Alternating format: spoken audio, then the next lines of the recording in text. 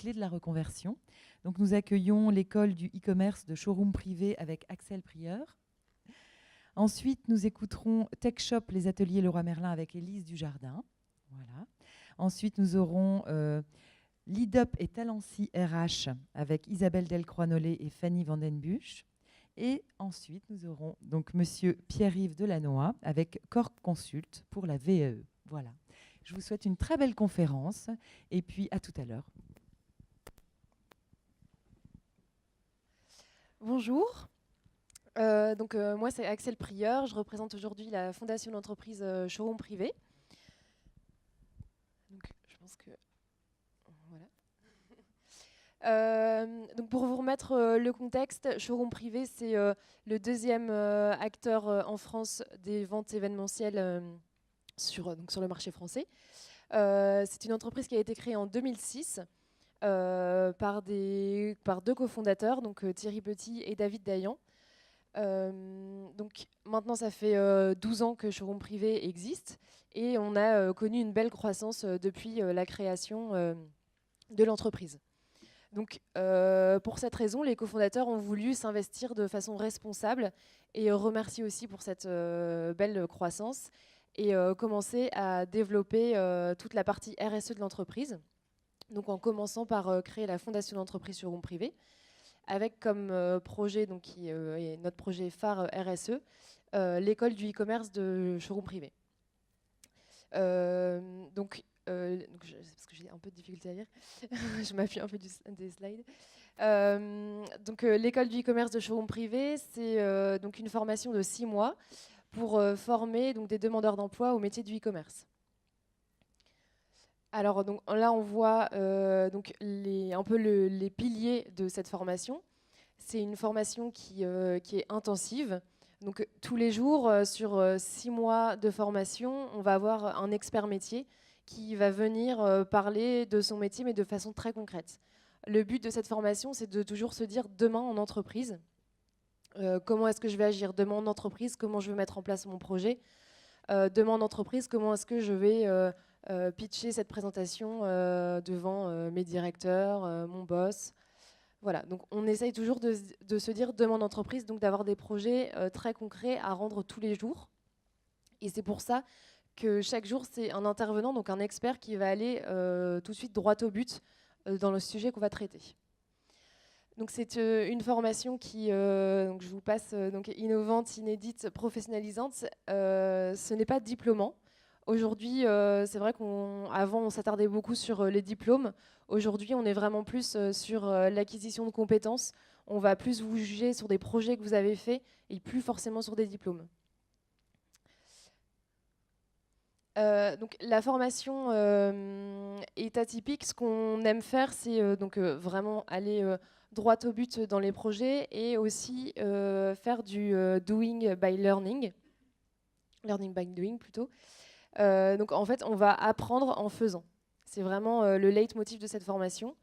On compte beaucoup sur la motivation de chaque personne qui est rentrée en formation, qu'on appelle des apprenants. Donc on est en train de réfléchir à un nouveau terme parce que c'est pas forcément ce qu'il y a de plus sexy. Mais donc chaque apprenant doit être là, très motivé. Et c'est aussi ce qu'on va juger quand on va recruter toutes les personnes de cette formation.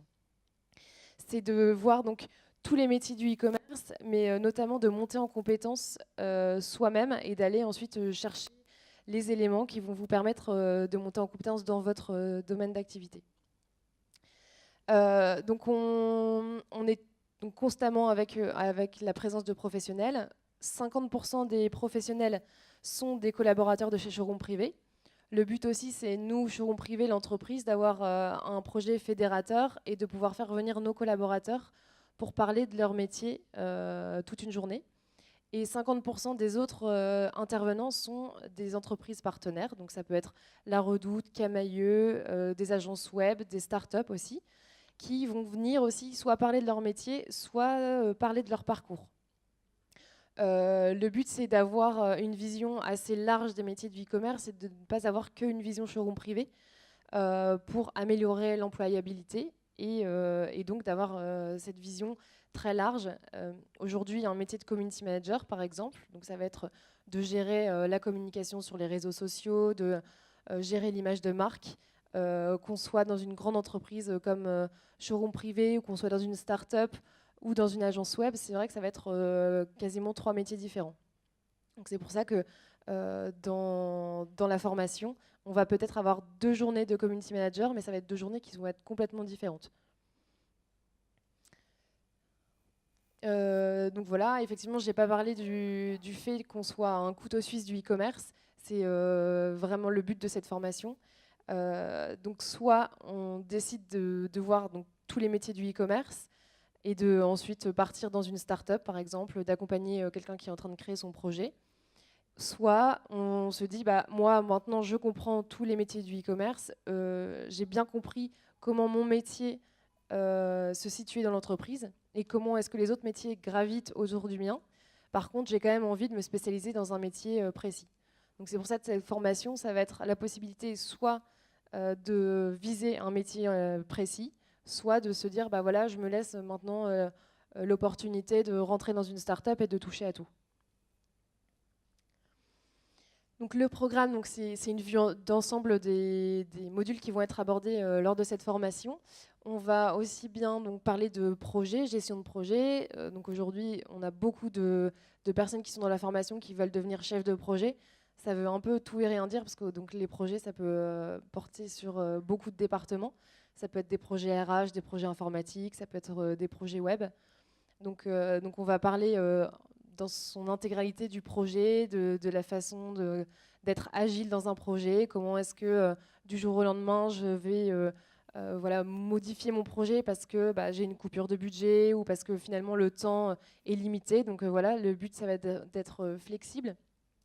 Du web design, donc on va apprendre les premières notions de Photoshop. Notamment du développement technique. Donc ça, c'est toujours un peu la partie qui peut faire peur. Donc on va apprendre à designer en fait un site internet. Donc on va pas former les apprenants à devenir des développeurs web, mais vraiment plus à imaginer et créer l'aspect d'un site. On va se servir donc d'un outil qui s'appelle WordPress, qui va nous permettre d'avoir un site clé en main, mais dans cette formation, on va avoir la possibilité de modifier un peu le visuel.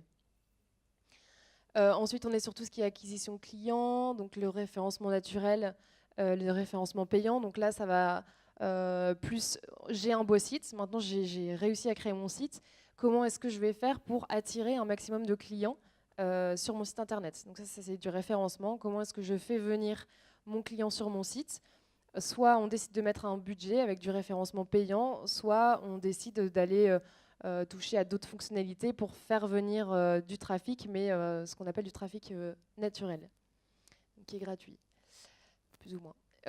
Ensuite, on va voir aussi la production des ventes. Donc ça va être la rédaction et l'intégration de fiches produits, la gestion des échantillons, qui est chez nous une partie assez importante chez Showroom Privé. Donc ça, c'est vraiment un département qui existe chez nous qu'on a voulu dupliquer dans la formation. Avec, donc pour vous resituer, on réceptionne les échantillons des fournisseurs. On va ensuite les shooter. Donc on va faire un shooting photo avec nos mannequins qu'on va maquiller, etc., mettre en situation pour les fiches produits. Ensuite, on va passer les photos à la retouche, donc qui va enlever tous les petits détails, les poussières, etc., qu'on a pu avoir sur le set de la photo. Et ensuite, on va intégrer les fiches produits. Et donc là, c'est tout ce qui concerne la rédaction des fiches. On va voir aussi donc, la logistique et la relation client, la communication. Donc, quand je vous parlais tout à l'heure, maintenant, c'est tout ce qui est sur les réseaux sociaux. On a beaucoup de personnes qui rentrent dans la formation en disant bah, « moi, je veux devenir community manager » parce que tous les jours, je suis sur mon téléphone, je connais bien Instagram, je connais bien différents réseaux sociaux, Facebook, etc. Sauf qu'en fait, c'est vraiment un métier avec des KPI à suivre, des chiffres, voilà, pour savoir si ma campagne a bien fonctionné. Et ça va être aussi surtout ce qu'on appelle le storytelling d'une marque. Donc ça va être un peu l'histoire qu'on va raconter autour d'une marque. Nous, par exemple, chez Showroom Privé, on parle vraiment de la Digital Woman. C'est bon. On m'avait prévenu. On axe notre discours et notre storytelling sur la Digital Woman. Donc aujourd'hui, on est beaucoup de femmes à avoir 1000 vies, à devoir jongler avec voilà, le travail, les enfants, voilà, notre bien-être aussi. Et donc Showroom Privé est là pour apporter les bons plans avec du coup énormément de marques qui sont vendues à des prix réduits. Voilà, donc ça c'est un peu toute la belle histoire qu'on va raconter autour d'une marque. Et ensuite, on va passer beaucoup de temps aussi sur l'insertion professionnelle avec la mise en place d'ateliers sur bah, comment est-ce que je vais me présenter en entretien, tout ce qui est CV, lettre de motivation, comment, par exemple, pour un CV de web designer, ça va être un CV qui est complètement différent d'un CV en com, parce que voilà, on doit plus travailler le graphisme et c'est quelque chose que le recruteur va vraiment regarder. Et en projet final, qui est un projet fil rouge aussi de cette formation, ça va être de créer un site sous WordPress. Donc ce que je vous disais, c'est un site clé en main qu'on va venir modifier et administrer avec du contenu, avec des visuels. Donc ça, c'est un peu le projet phare aussi. Donc quand je vous parlais du fait qu'on soit très concret, la formation, donc c'est non seulement des heures, donc c'est du lundi au vendredi à temps plein en formation, mais c'est également le fait de pouvoir sortir des lieux de la formation, s'aérer un peu l'esprit, voir aussi ce qui existe, et rester sur ce leitmotiv de demain en entreprise. Comment est-ce que ça se passe? Donc ça va être des visites d'entreprise. On va aller voir aussi, visiter par exemple Euratechnologie, qui est un incubateur de start-up. Donc ça peut aussi donner des idées à des personnes qui rentrent dans la formation et qui veulent éventuellement créer leur entreprise ensuite. On va faire des partenariats avec Maison de Mode, qui est un incubateur, mais là de créateurs de mode, donc pour justement faire leur site internet. Là aujourd'hui, la promotion qui va se terminer pour mi-mars est en train de créer un site internet pour deux personnes qui créent des bijoux et un petit garçon aussi qui était atteint d'une maladie et pour lequel ils vont créer une plateforme pour communiquer entre l'hôpital et l'école. Voilà, donc c'est aussi ponctuer cette formation avec des beaux projets aussi sociaux qui représentent la RSE de l'entreprise. On fait venir aussi Thierry Petit, donc, qui est le cofondateur de Showroom Privé. Il insiste pour être présent à chaque promotion, à rencontrer les personnes qui rentrent dans cette formation qu'il a décidé de mettre en place. Et c'est vrai que c'est un profil aussi très inspirant pour les personnes qu'il rencontre parce que donc, il est parti de rien, il a eu ses idées, finalement il a fondé Showroom Privé et voilà, et du coup c'est assez inspirant parce qu'il a aussi connu des obstacles dans son parcours professionnel et c'est assez inspirant de le rencontrer et de savoir comment aussi il a rebondi, quel choix il a fait. Et on essaye aussi d'avoir donc une virée sur Paris pour voir les locaux de Showroom Privé du siège et également de faire une visite d'entreprise. Donc ça peut être Google, Facebook et voir aussi un peu comme une grosse entreprise du digital fonctionne. Voilà, donc le bilan pour être très concret des deux premières promotions. Donc la première qui s'est déroulée l'année dernière, donc en 2017, avec 17 personnes qui ont été formées, donc 56% de femmes, avec aujourd'hui donc 5 personnes qui sont parties en CDI, 4 personnes en CDD, donc 6 en CDD, pardon, 4 qui ont repris des études et 2 qui sont en train de créer leur entreprise. Et sur la promotion qui s'est terminée l'été dernier, donc aujourd'hui, on a 6 mois de formation et 6 mois de stage dans la foulée. Donc toutes les personnes qui ont fait la formation l'année dernière sont actuellement en stage et c'est en train de transformer en ce moment avec des entreprises qui sont aussi partenaires de la formation, comme Oné, qui est anciennement la banque Accor, qui a accueilli 3 personnes de la formation chez eux, en com interne, en fraude et en web design. Ensuite Camailleux, maison de mode, avec un créateur qui du coup avait eu son site internet et qui a décidé de prendre en stage et maintenant d'embaucher la personne qui avait fait son site pendant la formation. Madame Figaro, Damar, La Foire Fouille, voilà, donc c'est quand même des entreprises, donc il y a de tout, il y a des grosses entreprises, il y a des plus petites, il y a des startups, donc c'est ça aussi qui est intéressant, c'est la diversité des débouchés. Voilà, donc là c'est la 3e promotion. Donc pour vous dire là, par exemple sur cette promotion-là, en termes d'âge, ça va donc de 18 ans à 46 ans. Donc nous, on prend les personnes majeures qui sont demandeurs d'emploi. Donc on est à peu près 50-50 en termes de parité. Hommes-femmes, on tient à ce qu'il y ait donc autant d'hommes que de femmes, parce qu'aujourd'hui, il n'y a que 30% des femmes qui travaillent dans les métiers du numérique, avec 9% qui sont vraiment sur l'aspect très technique. Nous, on forme plutôt justement au e-commerce au sens large. Donc voilà, 30%, je pense que ça peut encore augmenter. Donc voilà, c'est fini. Donc je pense que après l'intervention, il y a quelques petites questions si vous le souhaitez. Sinon, on passe à la... Oui.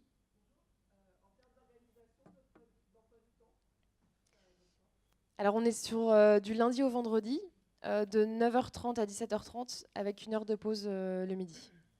Et on est situé à Roubaix, donc c'est à Blanchemaille, qui est un incubateur d'entreprise donc d'Eura Technologies, qui dépend d'Eura Technologies, mais situé à Roubaix, avec du coup toutes les startups, mais qui sont vraiment basées e-commerce. Voilà. Qui est très accessible du coup en métro, train, voiture, etc. Il y a un parking juste en face.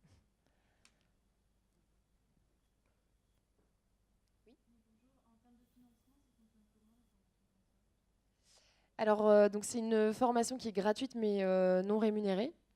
Donc c'est pour ça que nous, on a un accord avec Pôle emploi où vous continuez à percevoir votre ARE, donc l'aide de retour à l'emploi, en fonction du temps que vous avez travaillé avant. Donc on continue à conserver cette ARE et ensuite nous, on est labellisé Grande École du Numérique qui permet d'avoir des bourses aussi par rapport à votre profil donc à remplir en fait en début de formation. Vous pouvez toucher jusque 400-500 euros par mois.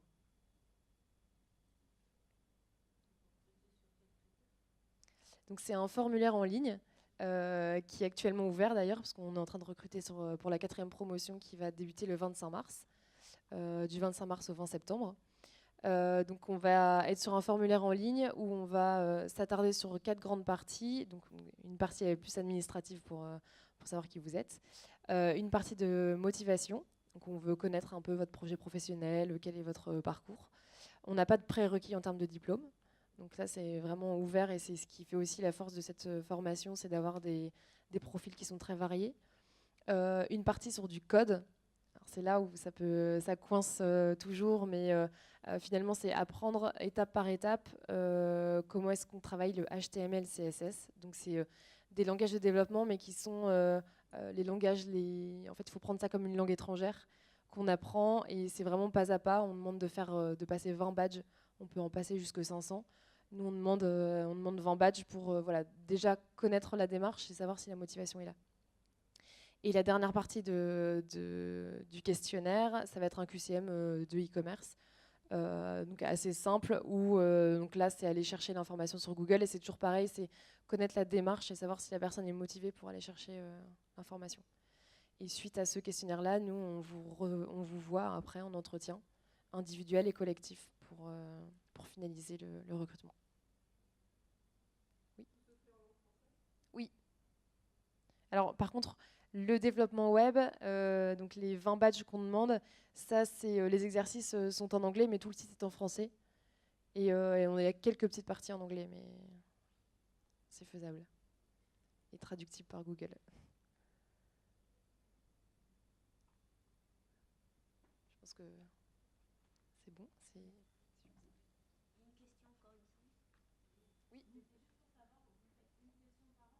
On en fait 2 par an.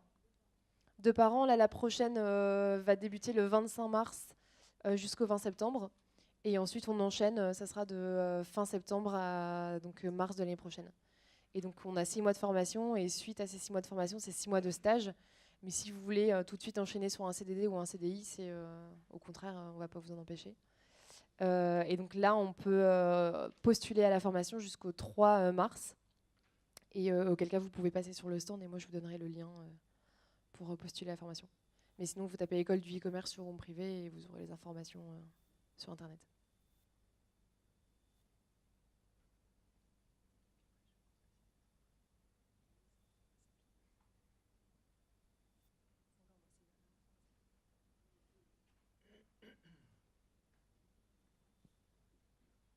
Est-ce qu'il y avait encore des questions C'est bon. Bonjour, je m'appelle Élise. Je suis là pour partager avec vous l'expérience que je vis avec l'ensemble des membres de notre atelier de fabrication qui s'appelle TechShop, et là où les entrepreneurs créateurs conçoivent leurs premières collections et leurs premiers objets. Si je retravaille un peu la question de cette partie de conférence, c'est comment je passe de l'idée au projet, c'est-à-dire ce que j'ai dans la tête qui est relativement flou, comment je vais le matérialiser et comment je vais le construire physiquement pour pouvoir le présenter. Parce que finalement, la vraie question, c'est quoi c'est comment je passe au business finalement, puisque ça peut être une passion au départ, mais il y a bien un moment où il faut manger. Et du coup, comment finalement je vis de cette passion et comment j'en crée un business. Alors, il y a plein de lieux dans lesquels vous pouvez aller principalement nommer les Fab Labs, donc les laboratoires de fabrication. Vous en avez énormément dans les Hauts-de-France. Vous avez la machinerie à Amiens, vous avez le Fab Lab de Côte-d'Opale, vous avez le plateau fertile également sur Roubaix, vous avez le Fab Lab Lille, le Meulab. Il y a vraiment plein de lieux où vous pouvez aller. Là, je vais vous parler de celui dans lequel je vis, puisqu'effectivement, l'ensemble de ma journée se passe là-bas. C'est aussi celui que je connais le mieux et donc avec les membres que je connais le mieux.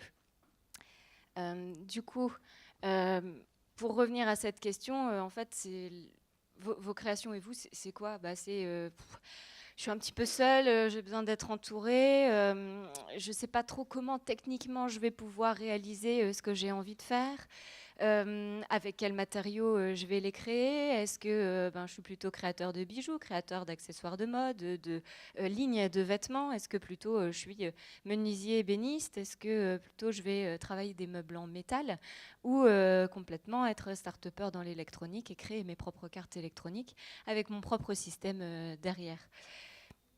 Est-ce que je suis réellement capable de le fabriquer? Pas toujours, puisque souvent j'ai l'idée mais j'ai pas les compétences. Comment je vais m'émanciper et comment je vais pouvoir gagner en assurance sur mes prochaines collections? Bien évidemment, je suis en création d'entreprise, j'ai pas d'argent ou très peu.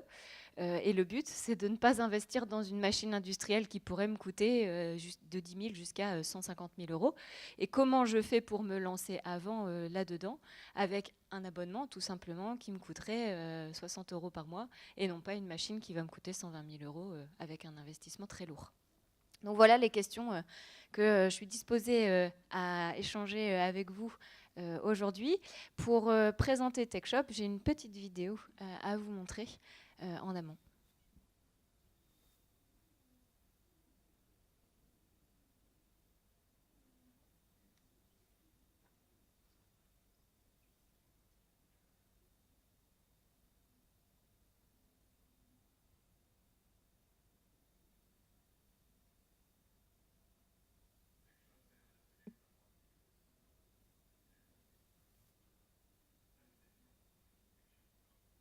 On n'a pas beaucoup de son. C'est écrit en dessous. Hein. D'avoir accès à des machines professionnelles simplement en suivant une petite.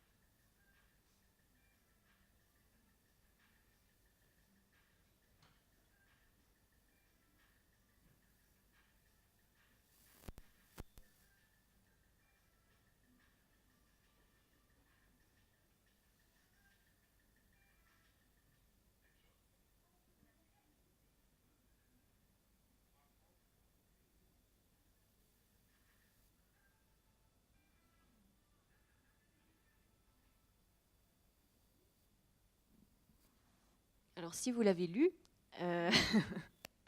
on est donc un lieu avec différents ateliers. Ça veut dire quoi? Il faut s'imaginer une usine, une grande plateforme dans laquelle il y a différents métiers qui sont traités par matière. Dans ce lieu, on travaille du textile, de l'impression. Ça peut être très bien créer votre première ligne de robe de mariée, par exemple, ou encore simplement imprimer une bâche pour votre prochain salon professionnel, pour présenter votre entreprise.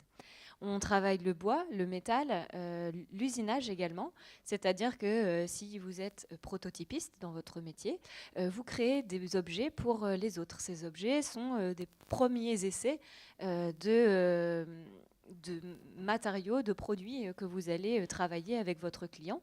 Et donc, vous avez un plan et vous allez usiner vous-même cette pièce.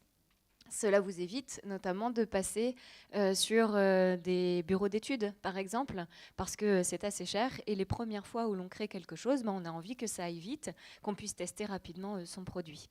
Il y a également une cabine de peinture. Ça sert entre autres à titre perso, si vous avez un vélo que vous voulez décaper et repeindre, ça peut servir. Mais ça peut servir également pour des personnes qui veulent faire une balustre, par exemple, assortie à un escalier pour un menuisier. Il peut tout faire dans le même atelier. Il n'est pas obligé d'investir sur des machines en métal. La céramique également, parce qu'on a des créatrices de bijoux, de vaisselle, de déco, également de la conception 3D. Si vous avez une carte électronique que vous êtes en train de faire, à un certain moment, pour le présenter à des investisseurs, vous ne pouvez pas juste présenter votre carte électronique. Il va falloir l'emballer et lui mettre un beau petit paquet cadeau tout autour. Et de ce fait, vous pourrez très bien travailler l'enrobage également. La découpe laser permet chez nous à des membres de travailler du bijou, par exemple, de la déco, des cartes de vœux, des faire-part de mariage. On peut travailler le papier, le carton, etc. Et d'ailleurs, en parlant de matière, je vais vous présenter quelques matières. Donc le textile de manière générale, des matériaux souples, du cuir, du papier, du carton, du bois, de l'acier, de l'inox, de l'alu, des plastiques, pierre, briques, ciment, le marbre également. On peut travailler tout un tas de matériaux chez nous. Vous pourriez quasiment tout faire. Tout ce qui vous passe par la tête peut être fait chez nous. Bien évidemment, quand on fonctionne avec des coachs. Ces coachs, ce sont des personnes qui sont comme vous passionnées par la matière et par l'objet. Et ce sont aussi des personnes qui ont été formées, qui sont tourneurs-fraiseurs industriels pour le métal, par exemple, qui sont compagnons du devoir en bois ou alors designers, ergonomes. Ce sont des créateurs également ou des électroniciens qui vous accompagnent tout le long de votre projet. Parce que c'est un peu comme quand on va dans un club de sport, on arrive, on dit voilà, je voudrais maigrir de 10 kilos. Et on a un coach qui va dire tu as intérêt à mettre beaucoup d'heures, beaucoup en cardio, beaucoup sur les machines. Et ensuite, on s'entraîne ensemble et je reviens te voir pour savoir si tout se passe bien comme tu le souhaites. Le fonctionnement, l'étape 1, c'est je me forme, c'est-à-dire je viens visiter déjà, la visite est gratuite, donc vous êtes tous les bienvenus. On a une super soirée qui se passe pour les créateurs entrepreneurs le 5 février, qui est gratuite, c'est un after-work, avec des partenaires comme Ulule pour les campagnes de financement participatif, encore Serre France ou alors la BGE. On choisit les machines qui vous intéressent, puisque si vous êtes créateur de bijoux en bois, on ne va pas forcément aller en métal. Ensuite, on va monter un dossier de sponsoring pour ce parcours de formation, si vous le voulez bien. On n'est pas éligible au PCF, mais on peut... au CPF, pardon. On peut cependant se faire sponsoriser un parcours de formation par Pôle emploi, principalement si on est dans le cursus de création d'entreprise. Ensuite, on démarre les formations, on est accompagné. Et qu'est-ce qui se passe ? Une fois qu'on a de nouvelles compétences, on va créer. On va s'inscrire dans la communauté sous forme d'abonnement, c'est-à-dire que je vais venir soit au ticket, soit sous forme d'abonnement 1 mois, 3 mois, 12 mois, en fonction de mes besoins. Je peux choisir aussi des rendez-vous personnalisés avec mes coachs. Et puis après, finalement, je m'entraîne, jusqu'à sortir le bon produit.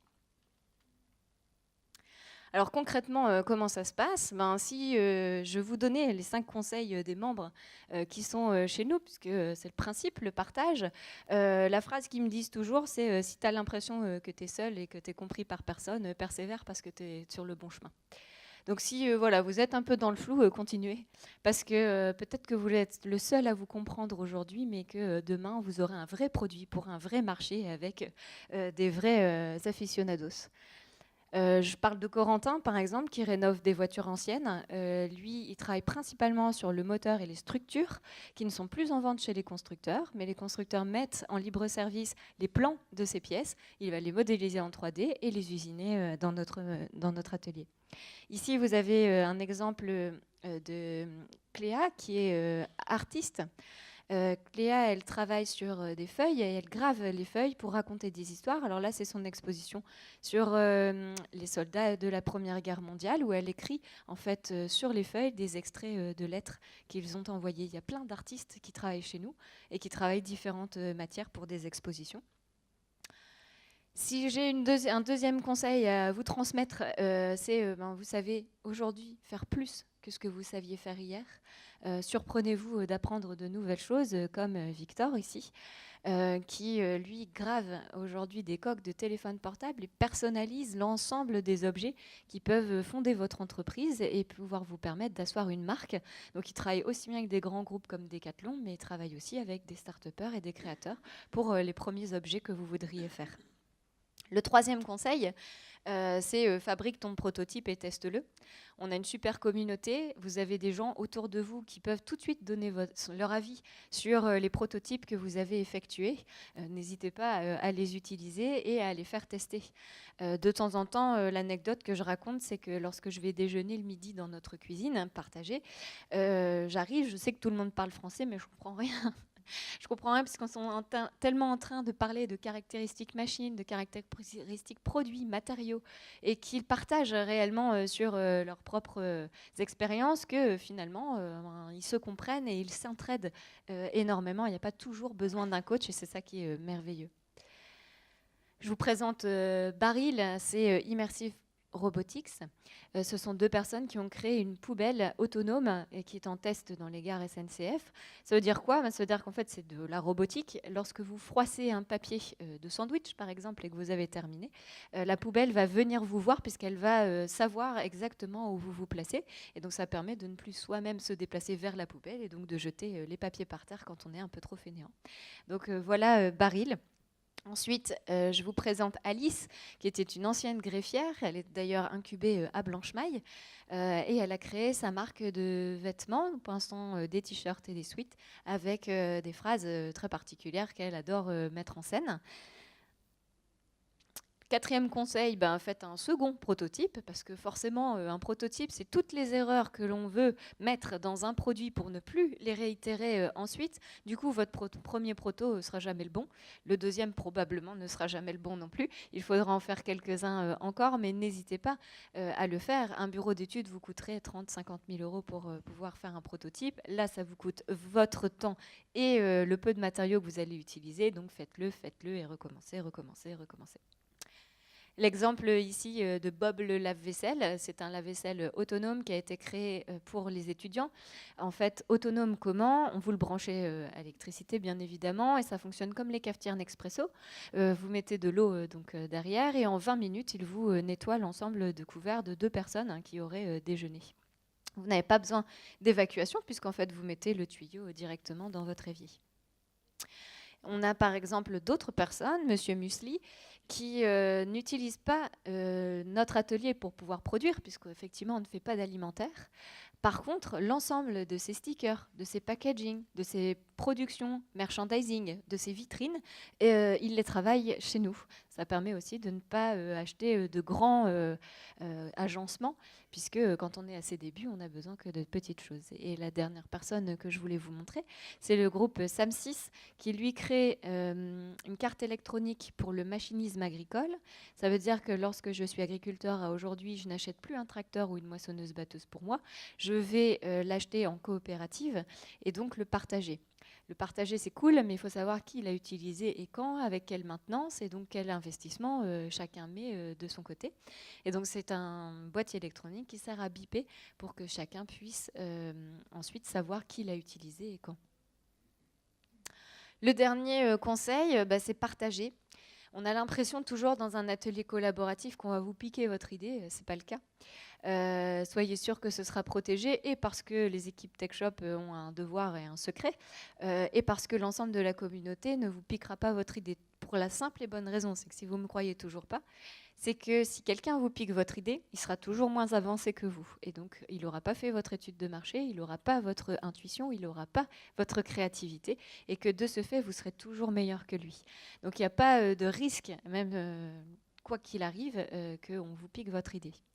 Et je voulais vous montrer cette dernière photo. Ce ne sont pas des robots, ce sont de vraies personnes qui sont à l'intérieur de costumes. Ce mouvement s'appelle les cosplayers. Ce sont des personnes qui, plutôt par passion, vont aller créer des costumes provenant de films de science-fiction, de jeux vidéo. Et là, vous avez toute la communauté des cosplayers de Aurélien, alias Libs, qui est dans l'espèce d'armure énorme qui fait 2,13 m, si mes souvenirs sont bons, avec des échasses et des extensions de bras. Pour vous dire les choses, il travaille sur de la découpe laser et des machines de couture, parce qu'en fait, cette armure, c'est de la mousse de semelle orthopédique et aussi parfois des mousses, des tapis de yoga de chez Decathlon. Donc n'oubliez pas que tous ces gens-là qui partagent sont aussi des MacGyver comme vous, qui ne sont pas très nets dans leur tête parce qu'on est tous un peu barges chez TechShop, mais qu'on arrive tous à faire quelque chose de nos mains et à tous à matérialiser notre idée. Si vous avez quoi que ce soit comme question, on a le stand et puis je vous écoute.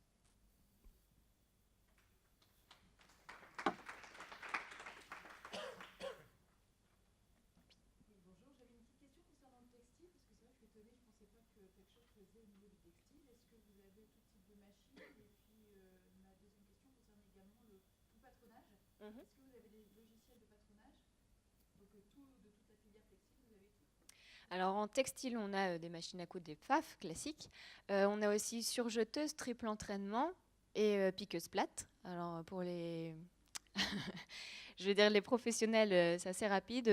En gros, c'est des machines d'assemblage, mais plutôt dites industrielles. Donc, elles ont une force de frappe qui n'est pas celle que nous avons dans notre atelier ou dans notre garage. On a aussi une brodeuse à commande numérique pour faire les polos, par exemple, lorsque vous avez votre entreprise et un stand. Pour le logiciel de patronage, en fait, on n'a pas besoin, nous, chez TechShop, d'en avoir un, parce qu'on a Florence, qui s'appelle Amétrine, son entreprise, et qui, en fait, travaille chez nous et aide l'ensemble des autres membres à créer le patronage. On utilise parfois pour le patronage la découpe laser, puisqu'en fait, ça permet de découper et donc de brûler de la matière, donc pour la feutrine et d'autres tissus. Et ça permet de perdre très peu de matière, parce que forcément, le vrai nerf de la guerre, c'est comment j'utilise mon carré de cuir, par exemple, à la perfection, parce que le cuir, par exemple, c'est très cher. Et donc, de ce fait, comment j'assemble les choses pour ne perdre que très peu de matière. Moi, j'ai une question. Est-ce que c'est ouvert uniquement aux porteurs et porteuses de projets, ou simplement on a une passion et ça n'est qu'une passion, mais on a besoin de ces techniques? Est-ce que c'est ouvert au grand public, sans projet de création derrière? Alors effectivement, c'est ouvert au grand public. J'en parle moins parce que c'est le salon professionnel. Comme on est ouvert 7 jours sur 7, effectivement, il y a plus de pros, puisque c'est leur métier, qui viennent plutôt que des particuliers, sachant qu'on a tout à fait des personnes qui travaillent leurs meubles de salle de bain, par exemple, je pense à Guillaume. Et le soir, on a des ateliers où vous êtes amené avec un coach pendant 2 heures, 3 heures, 4 heures sur un projet particulier. Vous pourriez très bien faire votre table de salon ou votre tabouret en menuiserie et connaître les bases de la menuiserie en étant accompagné. Donc vous pouvez venir aussi à titre perso, vous éclater et vous détendre aussi pour la céramique, parce que c'est extrêmement calme et plaisant de toucher de la terre. Donc on a aussi toute cette partie de concentration qui vous permet de vous évacuer aussi du quotidien.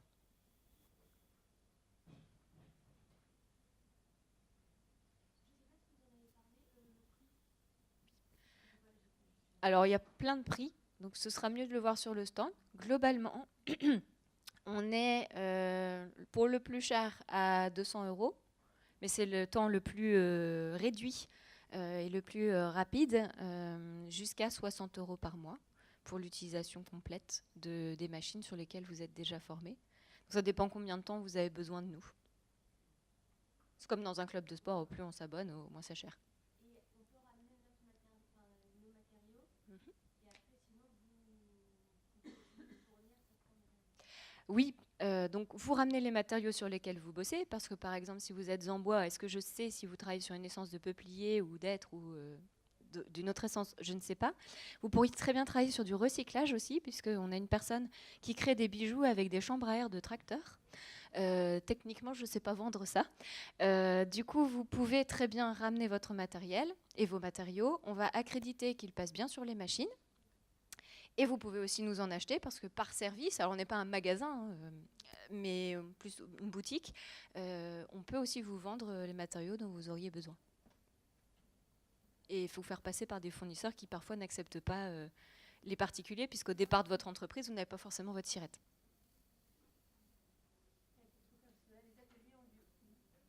On est basé à Lille, à côté de Ratechnologie, entre la Polyclinique du Bois, Marx Dormois et la piscine, à peu près dans ce coin-là. C'est très très très variable. Ça peut être 36 € jusqu'à 92. Donc ça dépend de ce que vous voulez faire.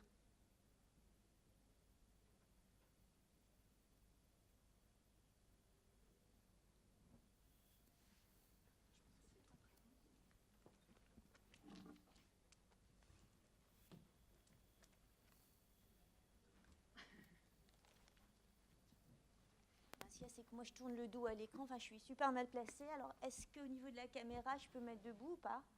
C'est possible? Même je me sens mieux debout moi, pour parler. C'est gentil.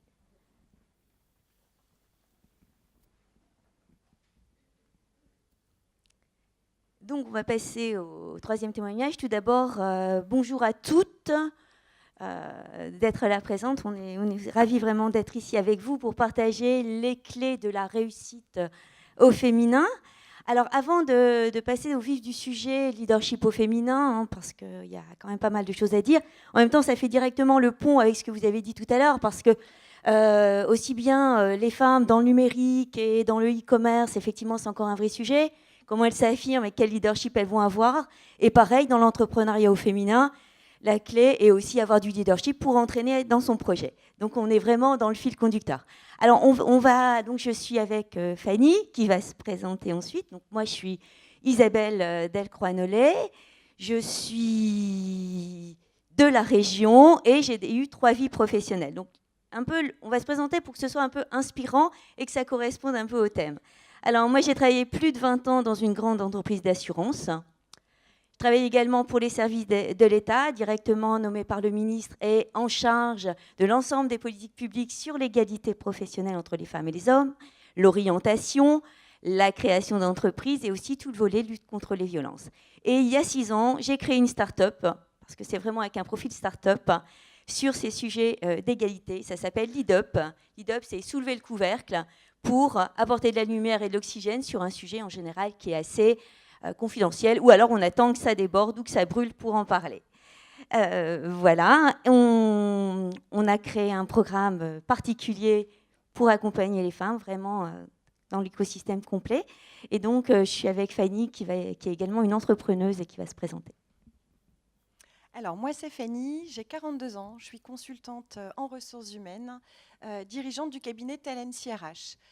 Talency donc est un cabinet qui accompagne à la détection et à l'accompagnement et au développement des talents, avec une particularité qui est l'accompagnement des femmes.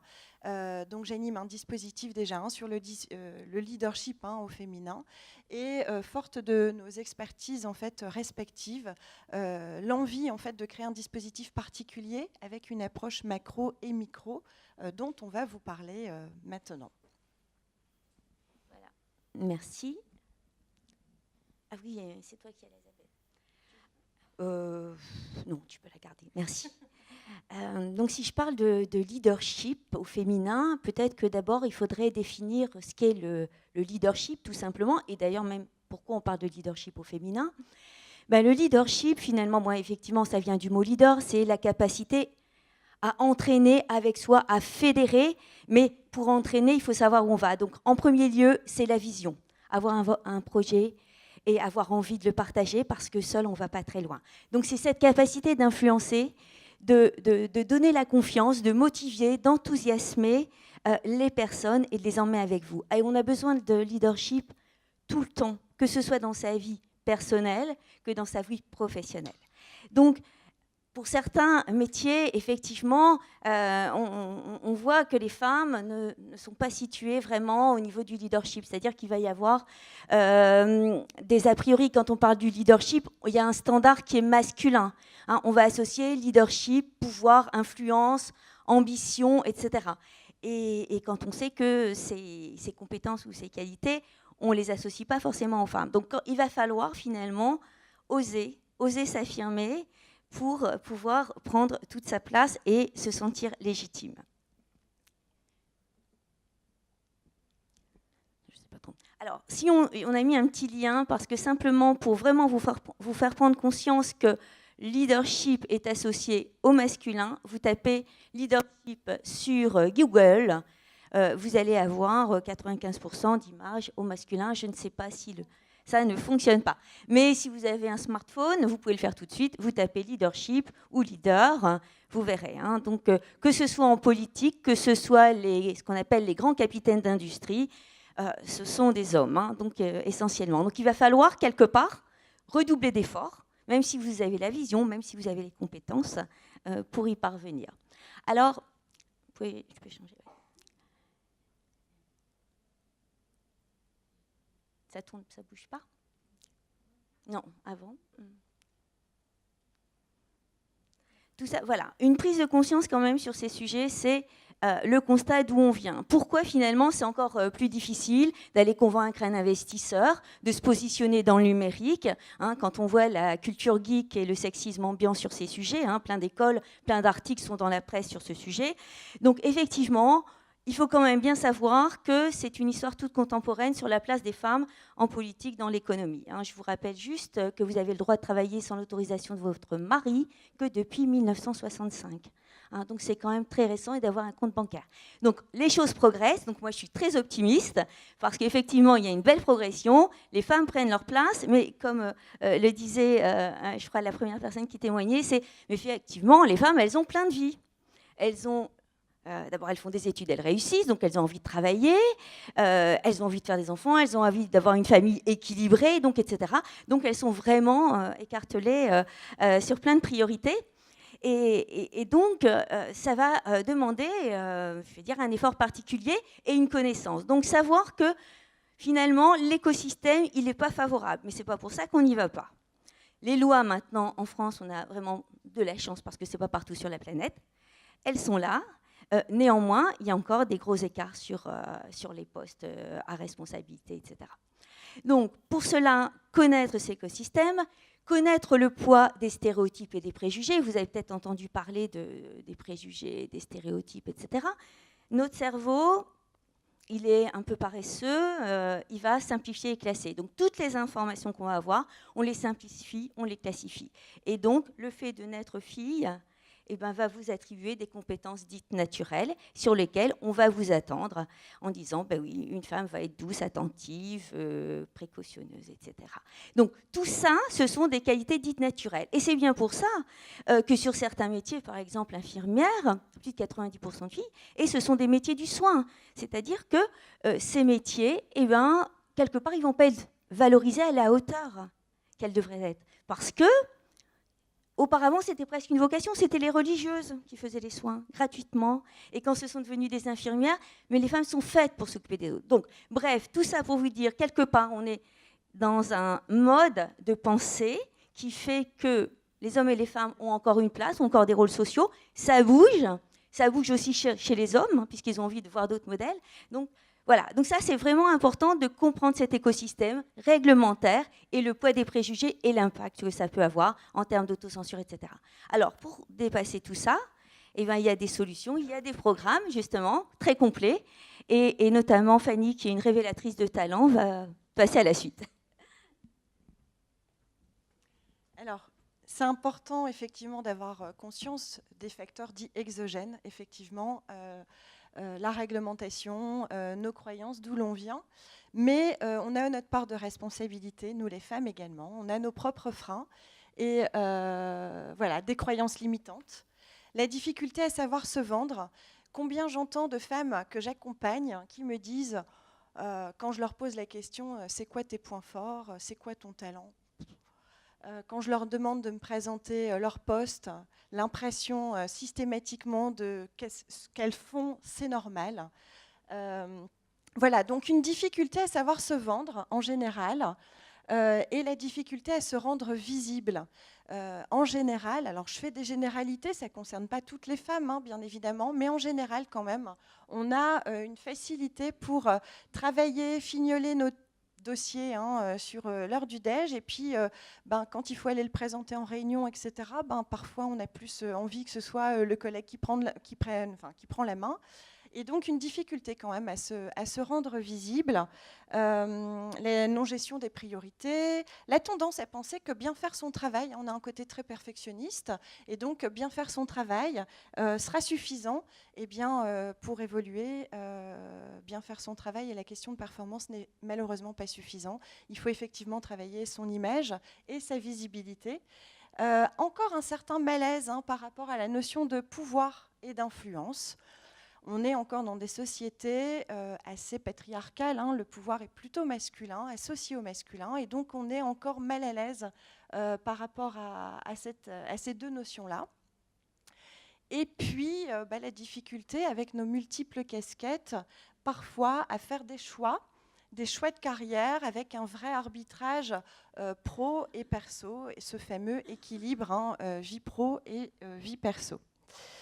Et donc, voilà, des talents, moi, non, ce que je fais, c'est normal. Enfin, voilà, un peu de manière caricaturale. Et puis, la présentation, que dire, si on peut la donner, c'est parfois pas plus mal. Alors, comment on fait pour sortir de ça ? Sortir de ça, ça veut dire oser davantage, tout simplement, et puis se sentir plus libre aussi de ses choix et de qui l'on est. Eh bien, il y a les facteurs de leadership, c'est-à-dire déjà comprendre la place des femmes, avoir une approche un peu macro, effectivement, l'évolution de notre place, les inégalités qui persistent, c'est important en fait d'avoir cette vision-là. Ce qui va être important surtout, c'est d'intégrer les outils du leadership, mieux se connaître, prendre conscience de ses talents, vraiment, verbaliser ce qu'on est capable de faire, conscientiser qu'on a des vrais talents, voilà, et que tout n'est pas normal. Travailler sur sa confiance en soi et sa visibilité, avoir en tête de développer son réseau et se rendre davantage visible. Travailler sur sa communication en assertivité, en comprenant aussi comment on fonctionne. Et puis, redonner du sens et une ambition juste par rapport à son travail en identifiant ses valeurs, ses moteurs et en travaillant sur la notion d'équilibre vie pro, vie perso. Voilà, autant d'ingrédients nécessaires pour redonner son leadership au féminin ou du leadership en authenticité en tout cas. Et donc, ce qu'on vous propose pour venir développer un peu cette thématique, bien évidemment, c'est de nous rejoindre sur le stand. On a développé un petit questionnaire qui est une auto-évaluation, qui est un extrait qu'on vous propose de venir tester pour déjà voir là où vous en êtes, identifier peut-être déjà vos premiers freins et pourquoi pas définir vos premiers objectifs vers du leadership. C'est déjà la première étape. Voilà. Merci.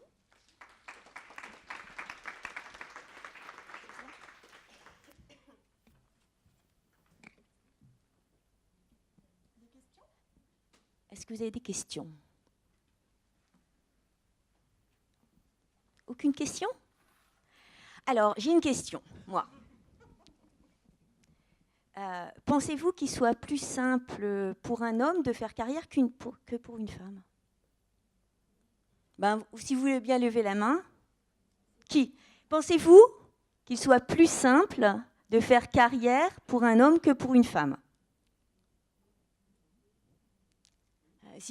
Pour voir un petit peu le pourcentage par rapport à l'enquête officielle. Donc, on va dire combien de pourcents ? Quand même beaucoup, je ne sais pas, 70% là, qui lèvent la main. D'autres pensent que c'est plus facile pour une femme ? Équivalent, d'accord. Ok. Bon, alors, il y a une enquête qui a été faite par le Conseil supérieur de l'égalité professionnelle. On est à 90% des femmes qui considèrent que c'est quand même plus compliqué. Donc, bref, c'est tout à fait possible, mais l'important, c'est vraiment d'être accompagné et travailler sur ces sujets. Voilà, merci. Merci. Je peux me positionner ici, il n'y a pas de souci? D'accord. Bonjour.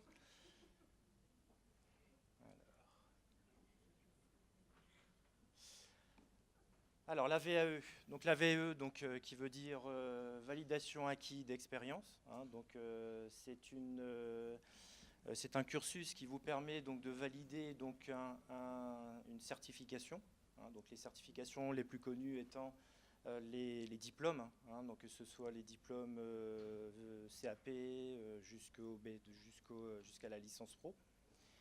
Alors, nous, on est donc une société Core Consult qui va vous accompagner dans l'ensemble du cursus de la VAE. Alors ici, on travaille essentiellement avec l'éducation nationale, mais vous avez aussi la possibilité de certifier dans d'autres ministères. Il existe 8 ministères où vous avez donc un ensemble de certifications, donc que ce soit l'éducation nationale, mais ça peut être aussi le ministère du Travail, par exemple. Alors, pour se certifier, donc, il y a 4 possibilités. Donc, soit la formation initiale, donc celle que connaissent en règle générale nos enfants. La formation donc, en alternance, donc là, il faut juste avoir moins de 26 ans. La formation donc en continu, c'est des formations qui peuvent être réalisées à n'importe quel moment de votre vie et qui durent donc en règle générale plusieurs années, donc selon le niveau de formation que vous demandez. Et ensuite donc la VAE. Donc la VAE, l'avantage, c'est que vous allez certifier donc votre expérience. Donc vous avez, alors il y a tout de même donc une prérogative, il faut 1 an d'expérience. C'est-à-dire donc il faut 1 an et 1607 heures. Donc ça, ce sont les dernières informations que l'on a depuis l'année dernière. Voilà. Alors, petite information aussi importante, le diplôme obtenu est strictement le même que celui obtenu à partir d'une formation initiale. C'est-à-dire donc à la fin, vous obtiendrez donc un CAP, un BTS, un diplôme d'État qui sera équivalent au BTS passé en formation initiale. Information aussi très importante, la VE est un droit. Ok, je monte. C'est bon. Donc c'est un droit individuel et personnel. Donc c'est inscrit dans la loi. Vous avez le droit à 24 heures par an donc, pour passer votre VAE. Donc ça a été validé, donc vous avez les différentes lois, la dernière loi étant celle de 2018, qui vous permet de passer votre VAE à partir d'1 an d'expérience. Alors les conditions, donc soit vous êtes diplômé ou non, c'est-à-dire si vous voulez passer un BTS, vous n'êtes pas obligé, par exemple un BTS MUC, donc en commercial, vous n'êtes pas obligé d'avoir un bac dans le commerce. Ensuite, vous pouvez être salarié, vous pouvez être demandeur d'emploi, travailleur indépendant, bénévole aussi, ça aussi, c'est nouveau. Vous avez la possibilité donc, de passer un diplôme même si vous êtes bénévole, conjoint, collaborateur aussi. Donc les différentes conditions, c'est d'avoir exercé donc, une ou plusieurs activités en direct avec le diplôme visé. Ensuite, donc il faut avoir toujours cette fameuse année d'expérience. Donc j'insiste bien, c'est 1 an d'expérience ou 1607 heures. De manière continue ou discontinue, à temps plein ou à temps partiel. Donc si vous êtes par exemple à temps partiel, on viendra vérifier, pas seulement que vous ayez donc 1 an d'expérience, mais on viendra vérifier aussi que vous avez bien 1607 heures d'expérience. Donc les restrictions, donc il y a juste les périodes de formation qui ne sont pas prises en compte. Par contre, les stages, oui, ils sont pris en compte. Donc ça, c'est la grande nouveauté de 2018. Donc voilà, donc c'est transformer dans son expérience. Alors, pour pouvoir transformer votre expérience, vous avez plusieurs certificats donc, à remplir. Donc la première chose, donc, ce sera donc, le livret 1, donc on y reviendra juste après. Vous avez le livret 2 aussi, qui va vous permettre donc, de passer donc, un entretien donc, avec le jury. Et une fois que vous avez obtenu cet entretien, donc si tout s'est bien passé, vous obtiendrez donc, le diplôme, hein, donc, qui est le diplôme à laquelle vous allez donc, postuler. Alors, donc là, 12 mois, le nombre d'heures, donc c'est toujours 1607 heures, et donc ce qui est important, donc c'est la fonction exercée. Alors la première étape, donc il y a 4 étapes en tout. Donc la première étape, c'est la rencontre donc, avec le centre de validation. Donc il y a plusieurs centres de validation, donc il y en a partout en France. Dans la région lilloise, vous en avez un donc, sur Tourcoing, vous en avez un sur Lille, vous en avez un aussi donc, à Seclin et à Armentières. Hein, donc ce sont les mêmes personnes en règle générale.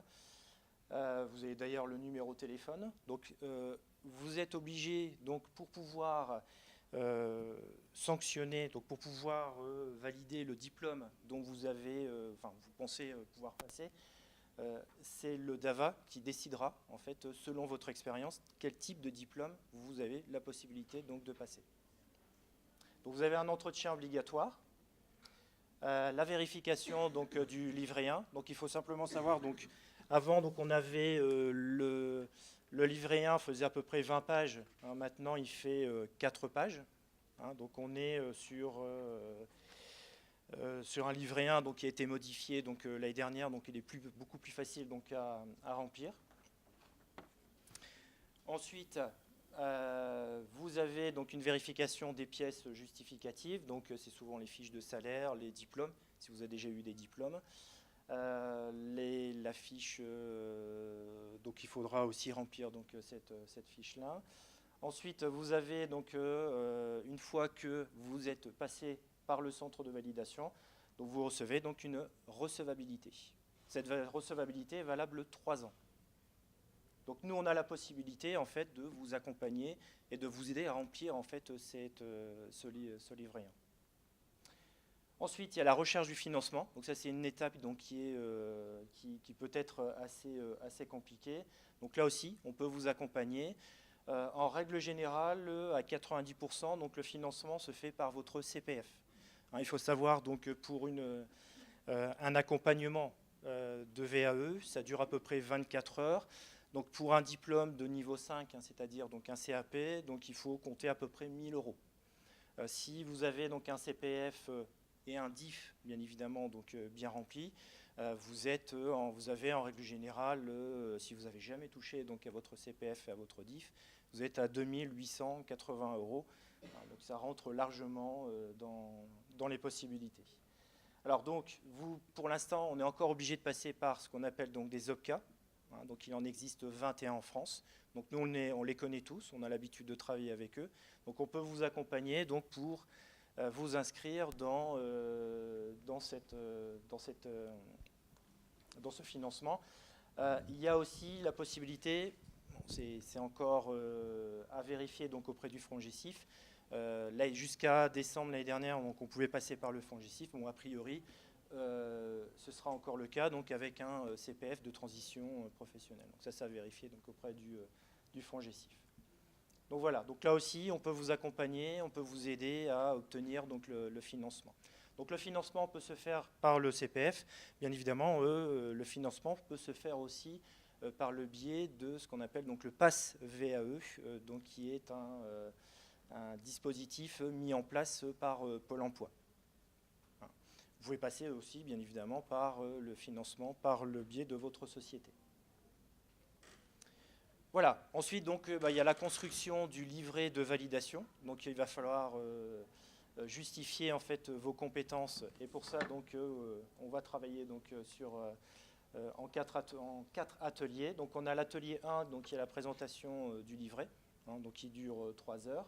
L'atelier 2, donc, mise en relation des activités du référentiel du diplôme. Il faut savoir que, bien évidemment, donc, il va falloir, si on parle de l'éducation nationale, par exemple, chaque diplôme a un référentiel. Hein, donc il existe plus de 1000 référentiels dans l'éducation nationale.